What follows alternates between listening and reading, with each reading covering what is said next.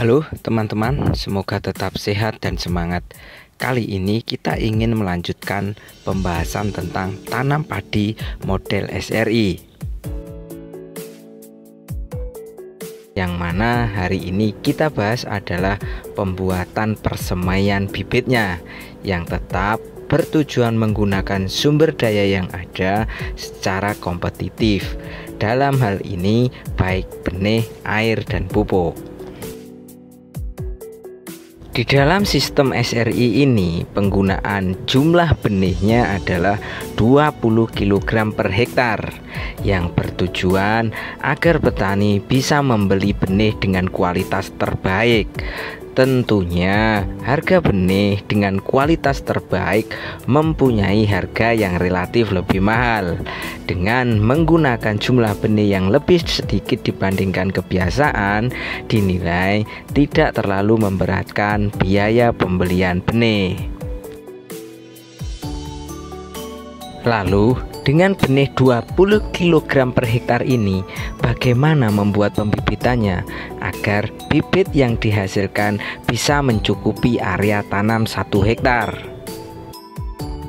Yang pertama, menjadi kunci keberhasilan metode ini adalah luas lahan yang digunakan untuk persemaiannya adalah 10% dari lahan utamanya. Maksudnya, jika teman-teman tanam area 1 hektar, maka lahan persemaiannya seluas 0,1 hektar. Hal ini dikarenakan ukuran untuk membuat bedengan dalam area persemaian maksimal 1,5 meter untuk lebarnya, dengan panjang bedengan kondisional mengikuti kondisi lahannya. Kenapa begitu?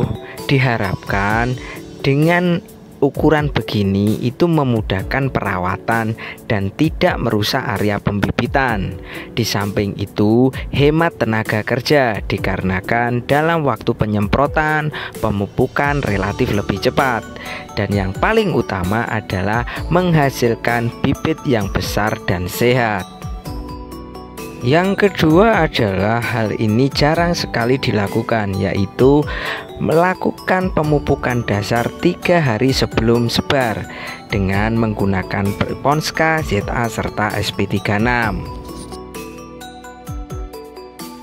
Yang ketiga, benih padi ditebar dengan ukuran 30-35 gram per meter persegi, atau yang paling mudah adalah menggunakan 1 genggam tangan orang dewasa dalam 1 meter persegi itu.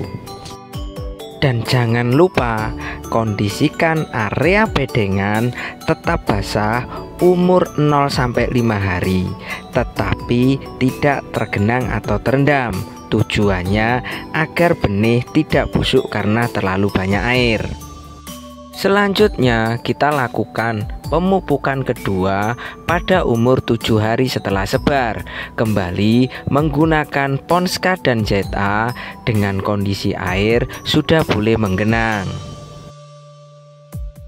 Kemudian kembali lakukan pemupukan ketiga pada umur 12 hari setelah sebar, dengan tetap menggunakan Ponska dan ZA dengan perbandingan 1:1.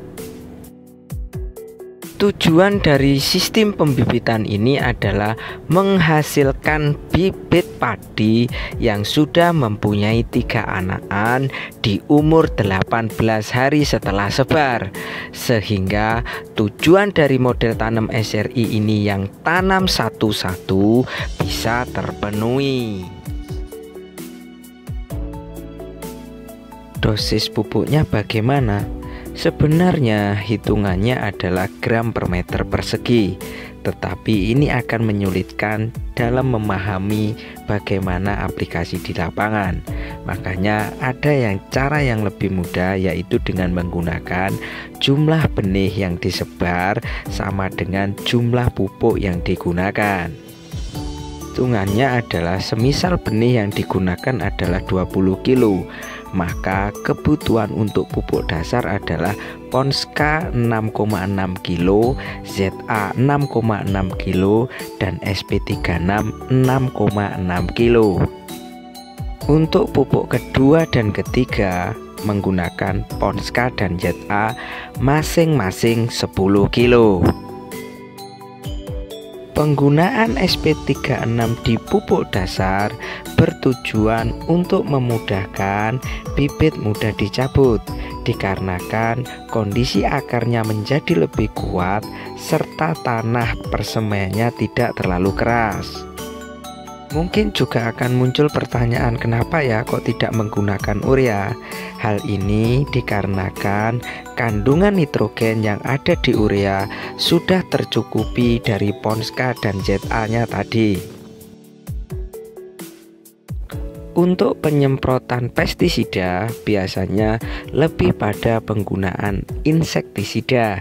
Hal ini bertujuan untuk mengendalikan hama suntep yang menyerang di pembenihan, sehingga nantinya ketika bibit sudah pindah tanam dan pertumbuhan vegetatif sudah berjalan, tidak terjadi yang namanya ledakan serangan suntep. Sekali lagi, ini hanya salah satu metode. Pasti ada kelemahan dan kelebihannya. Akan tetapi setidaknya kita punya literatur metode beserta tujuannya, sehingga kita bisa memodifikasi sesuai dengan karakter daerah masing-masing.